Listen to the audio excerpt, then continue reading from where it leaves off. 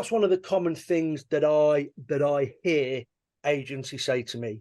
Well, more than ever, I think, with where the economy is and what's happening with existing clients, maybe being a little bit slower to release funds for projects, maybe having to pitch more to existing clients for that work. So I'm hearing a lot of my clients saying, we need more pipeline.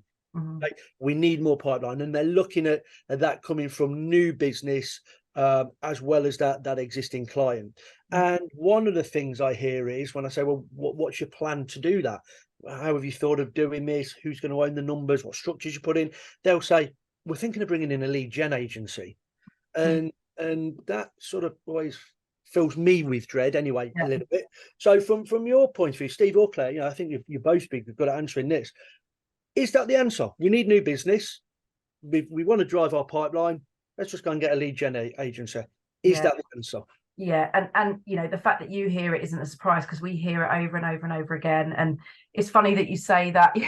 It sort of gives you the fear when people go, let's go to lead gen agency. But actually, we need to sort of debunk some of the myths around lead gen agencies as well. But first off, it's completely understandable that people get to the point where they're like, we need to fill our pipeline.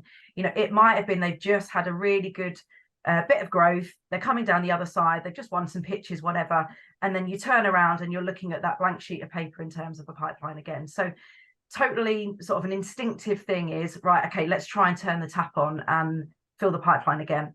But the sort of flurry of leads that people are after, the thing is about that is that isn't necessarily the answer to consistent scalability year on year. Trying to turn the tap on, turn it off when you're busy, turn it on when you're not busy isn't sort of the right thing to do.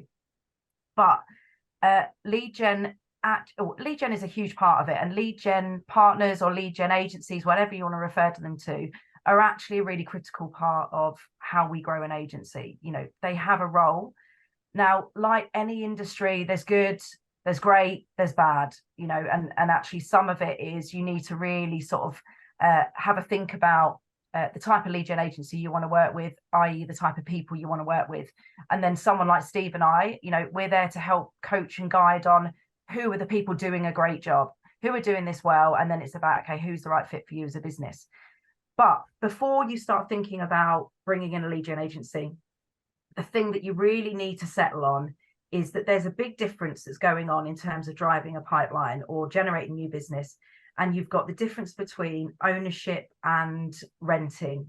So owning your way of making new business work for the agency is fundamental. The second you start renting that out, i.e. ceding control to a lead gen agency, is the point where it's all going to go wrong. That's the wrong mindset, So I think that's when I say that gives me the fear, because agencies do that, and it's that turning off, turning on the tap. Sorry, right? We need some lead. Let's go to lead gen. We're busy. Let's turn it off. And there's no one then within the agency ever owning. And I guess that leads me then on to the word I'd use, which is strategy. Because I think what you were describing there, lead gen agencies, there are good ones, there are great ones, some bad ones. They should form part of an overall business strategy for the agency. They should do, but there's there's three things really that you should think about around lead gen agencies. First one is commerciality, right? Are they the right fit for you? And do you understand their business model enough for it to help you scale, not hinder you scale? Because there's going to be all sorts of ways of working, incentives for them, etc., that need to align with your business to make sure you can deliver for them, and in return they will deliver for you. So that first sort of thought is, right, okay, commercially, are they the right partner for us? Secondly, you've got clarity, and that is your own clarity on your own agency, your own value proposition, your own sort of core prospect segments and growth segments. So who is it that we are? What can we do better than anyone else? And who should we be doing that for? So if you have clarity on that, that means you are able to brief the lead gen agency correctly, and you're able to set the right parameters. And that actually is where the relationship will either stand up or fall over, is that middle bit. Is if you've got clarity and you can empower them with that clarity, chances are if they are a good lead gen partner, they will do a good job for you. I was going to say, that's a really good acid test of whether you've got a good lead gen partner, right? If they're not pressing you on, what's really your kind of value proposition and growth segments, then, but instead they're leading, as I'm sure everybody, on the A game today gets about 10 messages on LinkedIn every day promising 20 meetings a month, or I can get you in front of this. And it's actually stack them high. And actually, if they're not asking the questions that Claire is talking about, then that should be a big red flag. And you do find that these outbound sales partners lead gen, they're actually swimming far too upstream. If they're dictating these kind of things of who we should be speaking to and everything else, it's the tail wagging the dog. And as Claire says, you've ceded control, and you are inevitably going to be going through this yo-yo revenue, unpredictable forecasting. But exactly. So I think all of these things here, it leads us on to that. What does a new business strategy look like? Because we're sort of saying with lead gen got the part, but if you don't ask the right questions, or they're not asking the right questions of you're giving up your control. They're swimming too far upstream. The tail's wagging the dog. So how do you sit back and say, right, what does my new business strategy look like? What does a good, proper new business strategy look like? And I think that's probably word. What does a proper strategy look like, rather than something that's, well, pipeline's a bit low, we need to do something? Because to me, it's something that's ingrained in the business. People own the numbers. It's a living, breathing thing within the business, within the agency. So I'd love to get your take on what does a proper strategy actually look like? What are the components that it needs? I'll start, Steve, and then just jump in. But it's like with everything, right? You've got to start, and I think, Jay, we chatted to you about this a few weeks ago in the pub. You've got to start with being really honest with yourself and gathering the opinion of other people in the business that you trust on where are you actually now? What is the reality? What is the state of play for the agency? How are you performing financially? How are you performing for your clients? And actually, what is your reputation in the industry and within your, the sort of the culture within the agency itself? So what's your reality right now? But then what is your ambition? And there will be a business ambition, there'll be a personal ambition. And, Steve and I work with a lot of founders or leaders within agencies who their personal ambition is essentially the end point for this agency as they know it, i.e. there might be an exit in 5 years. The likelihood is you've got somewhere between a 5 and 10 year business plan, and somewhere in that point there could be a management buyout, or there could be an exit sort of plan for the founder. But there'll be a commercial ambition, and there'll be sort of points along the way, which is your growth trajectory, right? This is where we want to get to, and this is when by. So start there. That's sort of an important foundation for any new business strategy. Start there, establish your reality. Make sure you are clear and you share your ambition with those sort of around you that are going to make that happen. And by doing that, that's what Steve and I call, it's sort of what that paints a picture of is your ambition gap, where you are now, where you want to be. And actually a new business strategy is designed to close that gap, right? So by establishing your new business gap, you then get to look at, okay, what is the size and the scale of the job to be done here? And how do we then translate that into, something like OKRs, objectives and key results? So your objectives might be a little bit more visionary, aligned with the ambition. And then the key results are, okay, well, what actually needs to happen along the way in terms of client growth, new business, et cetera, et cetera. So once you've got that, that's sort of your commercial vision for the new business strategy. You then move into, okay, what actually are the building blocks of a good new biz strategy? Now, Steve and I have conversations with people all the time, and actually people at different life stages as an agency. So where they are on that roadmap can differ, but actually sort of the building blocks, or, whatever we want to call them, all stay the same in terms of a good, solid, successful new business strategy. So I'll probably list these off a little bit, but, I'll ask questions or jump in as I go along. But the first one is a distinctive value proposition, right? And there'll be some agencies that do that for their clients every day, but haven't done it for themselves. Okay. There'll be some agencies that have nailed it, but the value proposition, God, the people that we talk to that feel like they're spinning around in how do they actually articulate genuinely what do they do better differently to everyone else? And how? Value proposition, I think, is so critical, because I know when acquirers are looking to acquire an agency, they want to have that strong value proposition. This is what we stand for. This is what we actually deliver. You know, I'll often come across an agency and they say, we're full service, but there's 15, 18 of them. You can't be a full service agency really with 15 or 18 people. So I think that value proposition is really, really key. Great point. It's right. And it's a really hard question to ask yourself, right? It's deceptively simple. Like, why should anyone give a crap about us over any of our competition? And this is not messaging, right? This is not messaging. So often you go around, and because agencies, you know, we are in this in this kind of creative space, it's, you know, it's not an exercise in pushing adjectives around a page. Do you know what I mean? A value proposition is that real hard look in the mirror and going, imagine if you've got 4 or 5 of your rivals you're constantly pitching against, and you've got a prospect there, so in some kind of speed networking session, and anything you say in terms of why should I work with you, they're able to put their hand up and go, we can do that. Now, uniqueness is overused, but being really clear on what we're best placed above anybody else is hard. That's business planning. It's real business planning.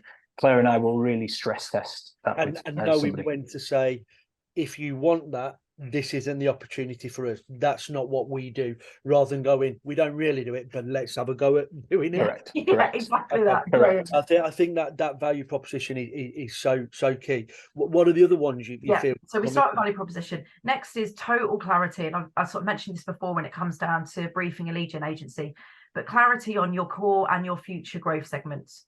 So who is it that is the right client for you? And they've got to be the right client that is going to help you get to that ambition that we've established in the first place. Thirdly, ability to teach your prospects about their blind spots. Now that is massive.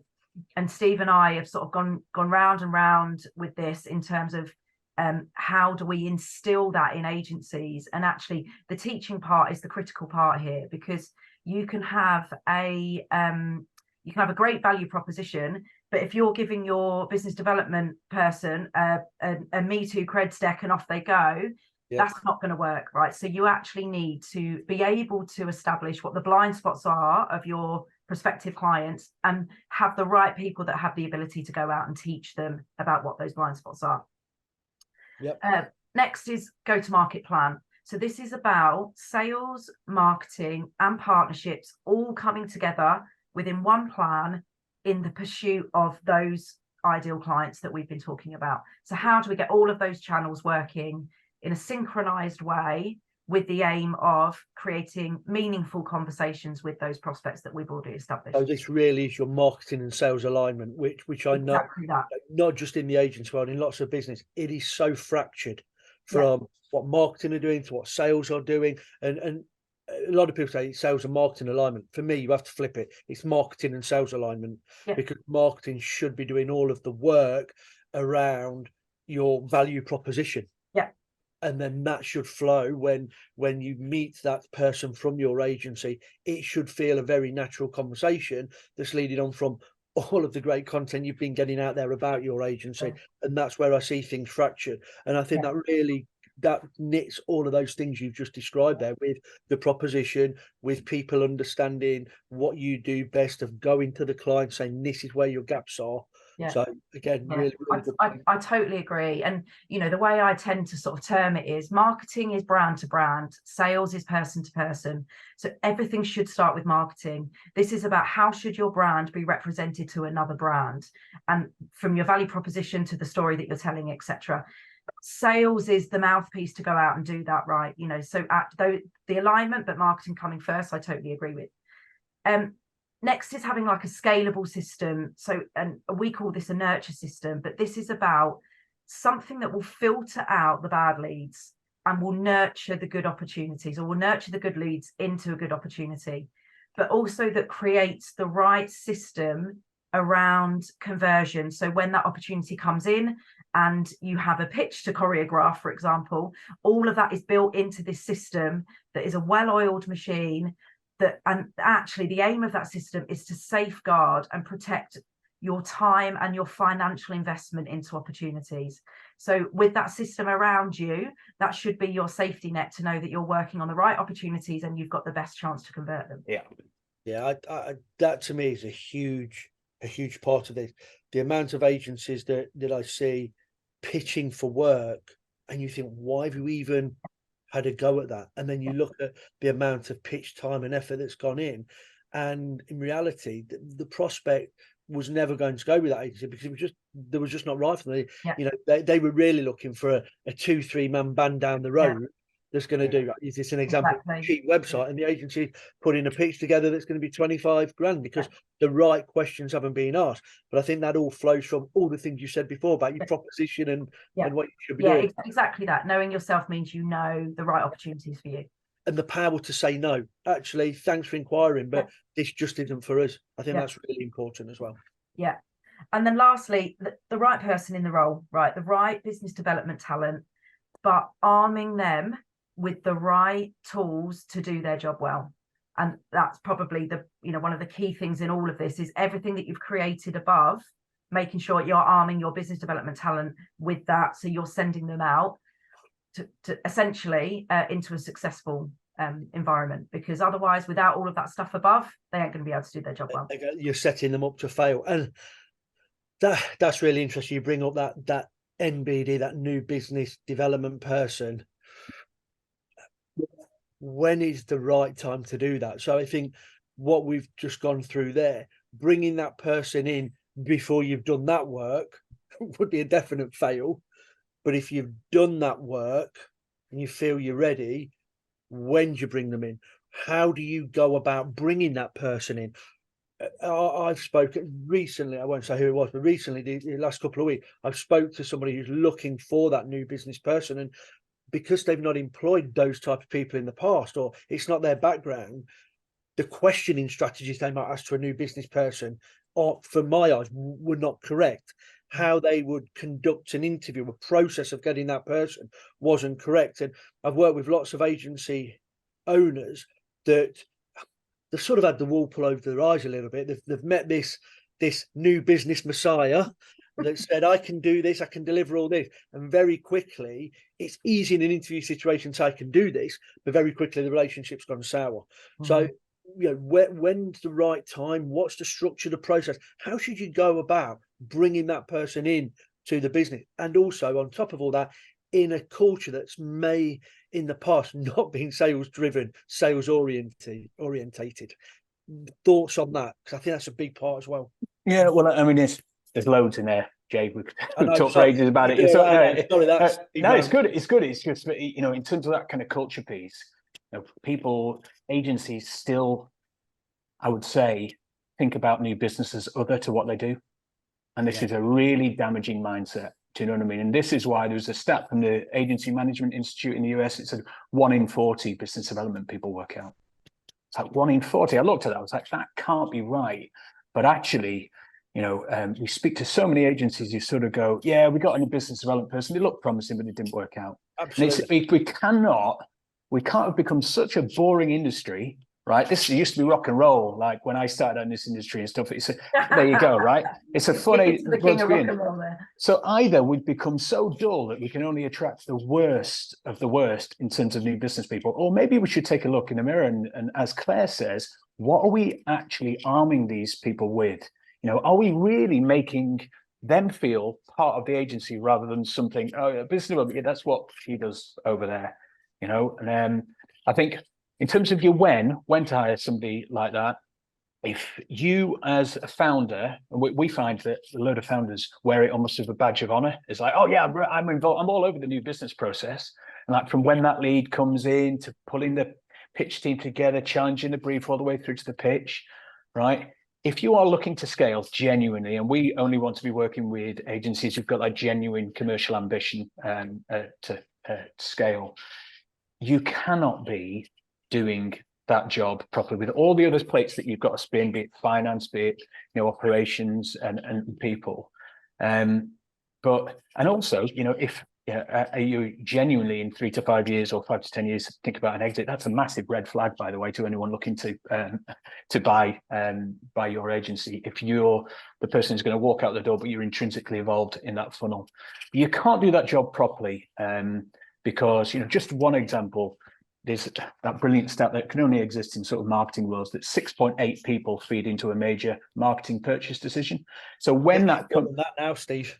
yes, but wait, maybe I think it's up to 9. Is it? It's gone up to 9, right? Okay, I need to. But that whole thing of, if you're the founder and you don't just need to be speaking to that primary contact, we need to understand who are the decision-making unit around them. What are their biases? How do I frame our proposal for the consensus view that's going to, get us in a prime position?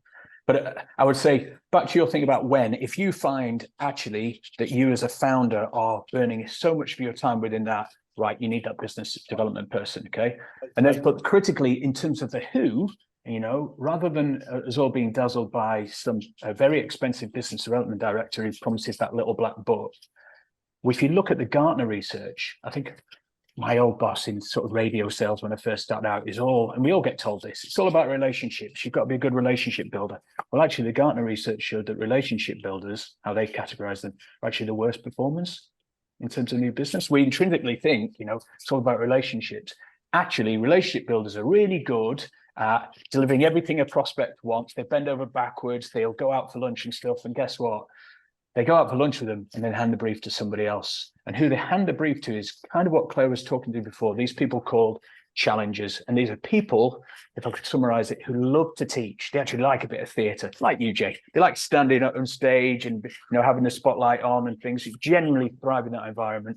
They're very comfortable telling prospects and clients why their worldview is wrong. And a lot of people sort of recoil from that. It's like, oh God, don't upset the apple cart. Be memorable rather than agreeable. Because what the Gartner research showed was it's not actually about price to value ratios. We're not as bothered as you think about product knowledge. What they want is to be taught. Teach me about my blind spots, these big, hairy things that I haven't got the bandwidth to think about. So actually your role in terms of the new business is find somebody who is very comfortable delivering that kind of level of presentation and teaching, and then really supply them with all of their assets, because most of the time, Claire and I will go in and what you've handed to a business development person who agency founders think is no good is a creds deck that goes something like this. This is who we are. This is what we believe in. Here's a list of our services. Here's a page of shiny client logos, which we hope you'll recognize and be impressed by. We haven't included the ones that you've never heard of. And then here's some case studies, right? And there's always, if you're the business development person, and always like an awkward moment, we call it the record scratch moment at the end of that, where the business development person's got to go something like, so then, is there anything there that you sort of recognize or resonates with you? Anything you think can help with? And the reason it's awkward is because you've spoken about yourself for 20 minutes. Yeah.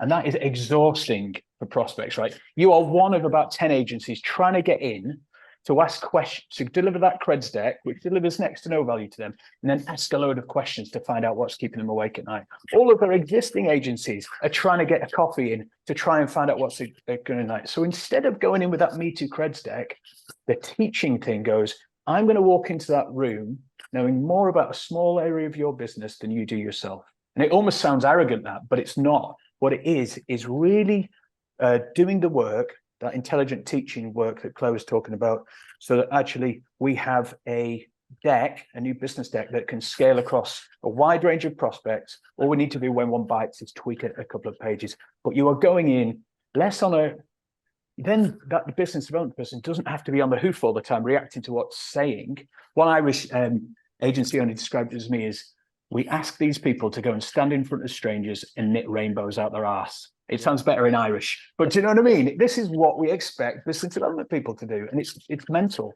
What you should be doing is doing that planning up front. Steve, I love it. Listen, I think we could speak for another hour on this, because there's so many questions I've got. Even the things we've spoke about, we've about used all the time, which is fantastic to the content. I normally ask for one question of one bit of takeaway, but I think you've just given it there, which is, don't go in with a cred deck like everybody else. Go in with a disruptive attitude that may sound arrogant, but actually you're going to be stand out. Absolutely, mate.